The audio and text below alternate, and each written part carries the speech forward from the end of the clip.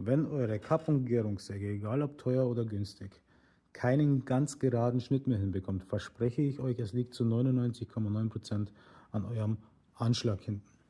Einige werden die Methode kennen, diesen Anschlag einzustellen. Die meisten Anschläge haben hinten Schrauben, die man lösen kann.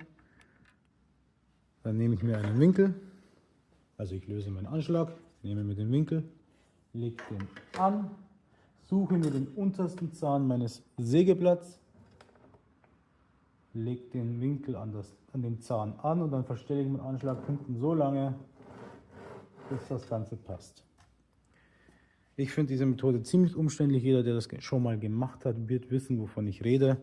Da geht es nämlich wirklich um mehr als nur Millimeter, um das ganz genau hinzubekommen. Das ist ziemlich aufwendig. In diesem Video zeige ich euch die Methode, wie ich es gemacht habe. Ich empfinde es so als viel einfacher. Ob es eine Alternative ist, keine Ahnung. Bildet euch selbst ein Urteil.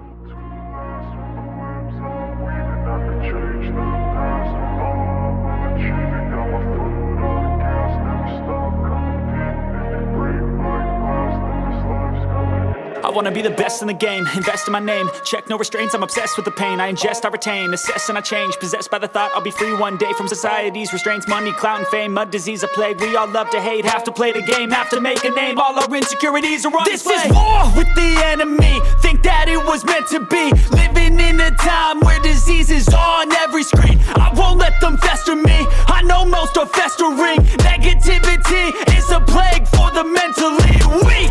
No mercy, all I got is working. Never stop searching, never quench the thirsty. I'm toxic and psychotic, with this logic you can't stop it. It's been chronic since I was a boy, so neurotic and chaotic. I'm built to last with the webs I'm weaving. I could change the